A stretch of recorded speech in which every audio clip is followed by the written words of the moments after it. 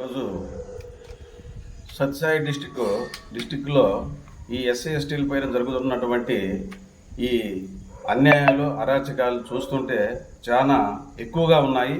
అయితే కూడా అధికారులు కూడా చాలా వాటిపైన నిర్లక్ష్య వైఖరి ఉన్నది. ముఖ్యంగా నా పేరు చెరుకూరి గంగులోయ, డివిఎంసీ మెంబర్ నేను.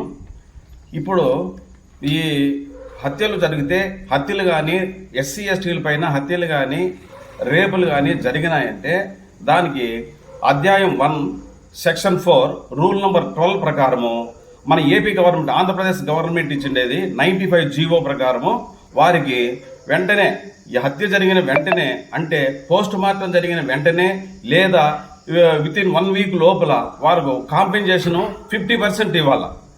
50% ఇవ్వాలని ఉండాలి. అయితే ఈ సత్యసాయి జిల్లాలో మాత్రము ఈ కదిరి నియోజకవర్గము జవకల్లో హత్య జరిగి కనీసం 1 సంవత్సరం అయినది. ఇప్పటికి ఎటువంటి వాళ్ళ మీద ఉండారా, సచ్చినారా, బతికినారా అనే వాళ్ళు కూడా ఎవరు లేరు. ఏమి విషయం అంటే ఎన్నోసార్లు మేము డివిఎంసీ మెంబర్లుగా మేము రిప్రజెంటేషన్ ఎత్తుకొని పోయి ఇచ్చినాము. వాళ్ళని ఇచ్చినాం అక్కడికి, కలెక్టర్ గారి దగ్గరికి గ్రీవెన్స్లోనూ అన్నీ ఇచ్చినాము, కానీ ఎస్పీ గారికి కూడా ఇచ్చినాము. కానీ ఇదివరకు కానీ ఏమి కానీ ఎక్కడ కానీ జరగలేదు. వారికి ఏమిటంటే ఈ డిపెండెంట్ పర్సన్స్ వాళ్ళ మీద ఆధారపడిన వాళ్లకు ఈ రూల్ ఆ రాజ్యాంగం ప్రకారము వాళ్లకు నివాస స్థలము, వారికి రవాణా సౌకర్యము, తర్వాత వచ్చి పెన్షను, భూమి 3 ఎకరాల భూమి స్థలం ఇవ్వాల. వెంటనే వాళ్ళకు నివాస స్థలము, బట్టలు కల్పించి వాళ్ళకు ఆహారాన్ని కల్పించాల. కాకపోతే 95 సంవత్సరాల తండ్రి కళ్ళు కనపడలేదు, కాళ్ళు నడచలేడు. అటువంటి వాడు తిరుగుతూ ఉంటే పుట్టపర్తికి ఇదివరకు కూడా ఎవరు కూడా స్పందించలేదు, ఏం మాట్లాడలేదు. నేను సోషల్ వెల్ఫేర్ గారు డీడీ గారిని అడిగితే అతను సార్ ఏమంటాడు, దీనికి వచ్చిన కాంపెన్సేషను సీరియల్ ప్రకారం ఇవ్వాలని చెప్పని అంటున్నాడు అని నాకు డిఆర్ఓ గారు అడ్డపన్నారు అని చెప్తున్నాడు. అయితే ఈ జీవో ప్రకారము 95 జీవో ప్రకారము కేంద్రం నుంచి వచ్చినటువంటి రూల్ నెంబర్ 12 ప్రకారము అవి ఓవర్లుక్, ఏది ఇమ్మీడియట్గా ఇచ్చేయాలంతే. సీనియారిటీ తర్వాత పక్కన పెట్టి ఇచ్చేయాల. ఆ బడ్జెట్ కూడా లేకుండా పోతే కలెక్టర్ గారి నిధుల నుంచి కూడా ఇవ్వాలని చెప్పని ఉన్నది. అయితే ఇదివరకు వాళ్ళని పట్టించుకునే నాథుడే లేడు. చాలా ప్రాబ్లంగా ఉండి పాపం వాళ్ళు బ్రజార్ను పడి అడుక్కు తినే స్థితికి వచ్చినారు. కనీసం వాళ్ళు ఏం తిన్నారా లేదా అని మాట్లాడే దిక్కు కూడా లేకుండా అయిపోయినారు. ఈ విషయం మేము చాలాసార్లు చెప్పి అలిసిపోయినాము. అప్పటి నుంచి లేదా బడ్జెట్ రాలేదా అంటే అప్పటి నుంచి ఇప్పటి వరకు 4 కోట్లు వచ్చింది బడ్జెట్. అయితే కూడా సీనియారిటీ చచ్చిపోతా ఉంటే బతుకుండేవానికి ఇచ్చామని చెప్పి ఉందా జీవో. అందుకే కదా జీవోలు 2016 ఏపీ గవర్నమెంట్ పెట్టిండేది 95 జీవో ఇచ్చేసింది. ఇమ్మీడియట్గా వాళ్ళకి పోస్ట్ మార్టం అయిపోయిన వెంటనే పే చేయాలి 50% చెప్పిన ఉండాలి. కాకపోతే వాళ్ళకి ఇదివరకు కూడా వాళ్ళు పట్టించుకోలేదు, వాళ్ళకి ఏమి కానీ ఇవ్వలేదు ప్రభుత్వం. అందుకోసమని నేను ఇప్పుడు ఈ విషయాన్ని మీడియా దృష్టికి తెస్తున్నాను.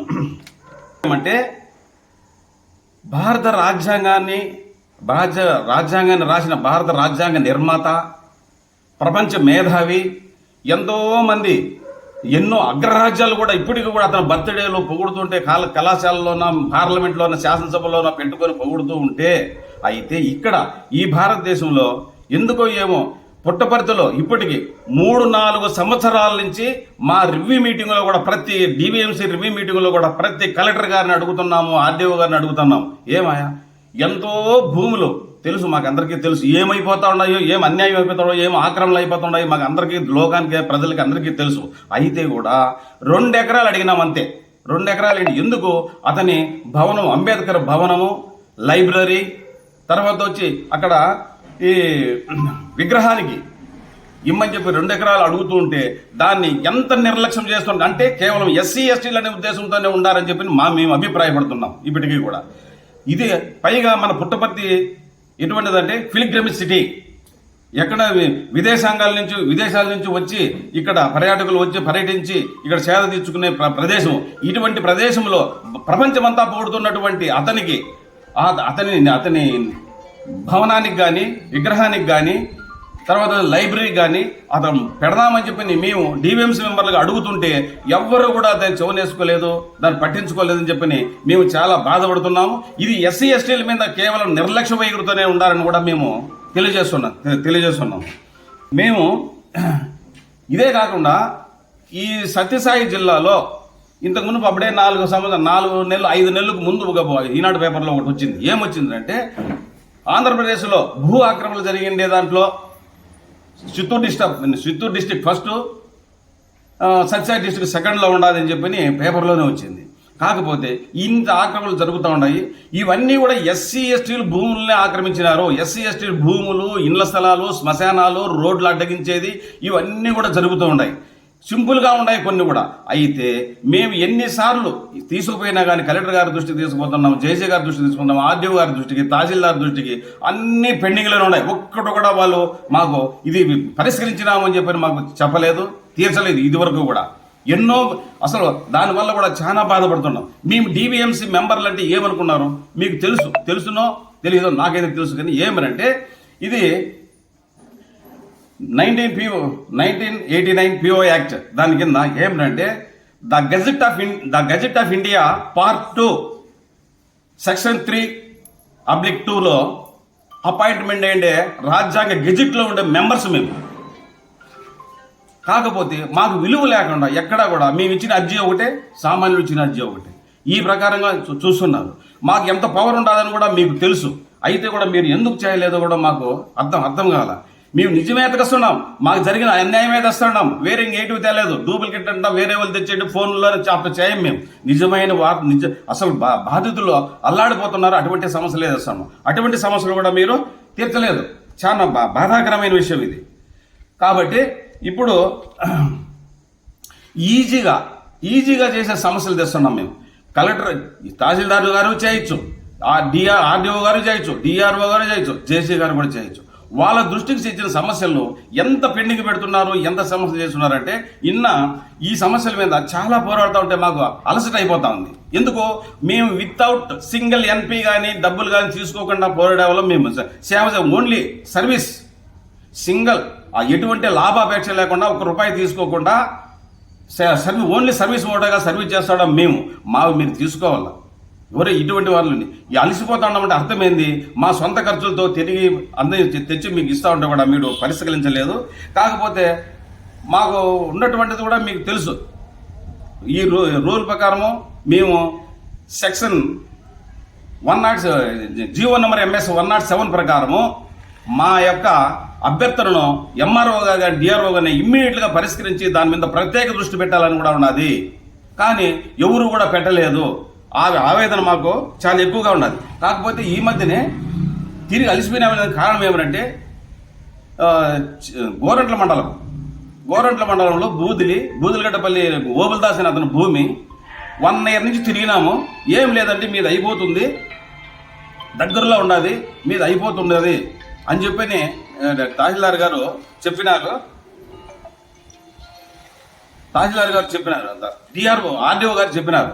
ఆర్డీఓ గారు చెప్తే మేము నిజమైన కొన్ని తిరిగి అలసిపోయినాము. మేడం గారు కూడా ఇది మీరు కరెక్ట్గా ఉండాలి. ఏమనంటే 1945లో అతను భూమి కొన్నాడు. ఎటువంటి ట్రాన్సాక్షన్ లేదు, ఎట్టి పరిస్థితులు ఏమి జరగలేదు. కాకపోతే ఈ భూమి కొన్న ఆసామి వేరే నంబర్ వేసి వేరే వారికి అమ్మినాడు.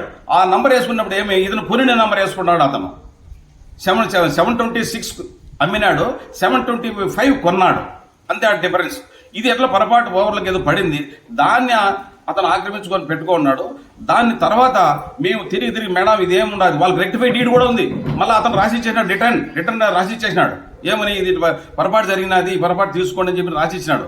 అది కూడా తీసుకొని ఇస్తే కూడా లాస్ట్కు అంతా తిప్పి లాస్ట్లో మేడం గారు ఏం చెప్తారో, ఇది మా పరిధిలోకి రాదు, ఇది 12 years అతను దాంట్లో లేడు, అందుకోసమైన భూమిలో లేడు కాబట్టి మీరు కోర్టుకు పోండి సింపుల్గా ఒక మాట అనేసి అనమాట. అన్నాళ్ళు తిరిగి బాధపడితే అది ఏమీ లేదు దాంట్లో కూడా. అది కూడా అట్లుండదు. సోమంతపల్లి మండలంలో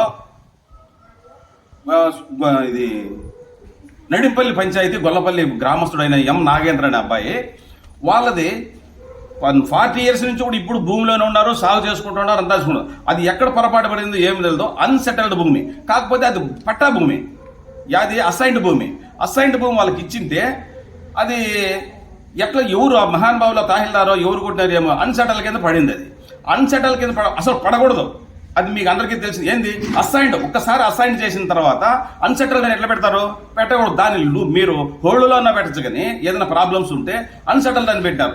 దానికోసం 2 సంవత్సరాల నుంచి తిరుగుతుంటే ఎంఆర్ఓ నుంచి ఆర్డీఓ నుంచి జేసీ గారు నుంచి మళ్ళీ ఆర్డీఓ, ఎంత కొండయ్య సార్ గారు ఉన్నప్పటి నుంచి తిరిగి అలసిపోయినాం మేము. అంత బాధపడుతున్నాం. అదే పరిగి మండలము 1975లో గంగమ్మ అనే ఒక పేద ఎస్సీ క్యాండిడేట్ కొనిన భూమిని అప్పుడున్నటువంటి ఒక భూమి ఆసామి తిప్పేస్వామి అతను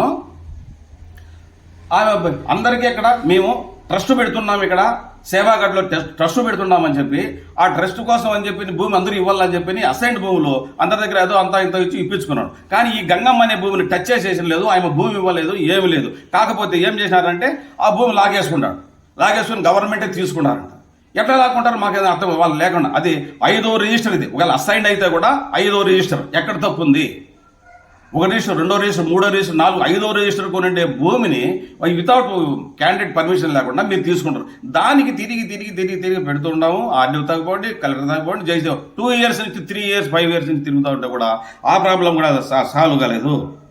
చిలమత్తూరు మండలంలో అంటే ఎగ్జాంపుల్ చెప్పుకుంటా పోతే నేను మొత్తం డిస్ట్రిక్ట్ 32 మండల్స్ కూడా తిరిగేసినాను. ఇప్పుడు చిలమత్తూరు మండలంలో పాప మా నరసమ్మ అనే భర్త చనిపోయినాడు. నరసమ్మ అనేమకు అది 1043 సర్వే నెంబర్ 4వ లెటర్లో 149 సెంట్లు భూమి ఉన్నది. ఆమె భూమి శ్రీనివాసరెడ్డి అనే అతను ఒక ధనికుడు దాన్ని ఎట్లా చేసుకున్నాడు, 1B చేసేసినాడు. వీళ్ళిద్దరు మామూలు లోపాయకారంగా ఉంటాయి కదా, దాని ప్రకారం చేసేసినాడు. దాన్ని తిరిగి మేము పోరాడితే ఇప్పటి వరకు పోరాడి దంగలాడితే దానికి 95 డేస్ ఒకటి, 90 డేస్ ఒకటి, ఇట్లా చూడండి ఎన్ని వాయిదాలు అన్నీ అయిపోయినాయి. లాస్ట్ ఇప్పుడు అయిపోయే మూమెంట్కి వస్తే కూడా ఇప్పుడు తర్వాత అన్సెటిల్ కింద పడినది ఇది అని చెప్పంటారు.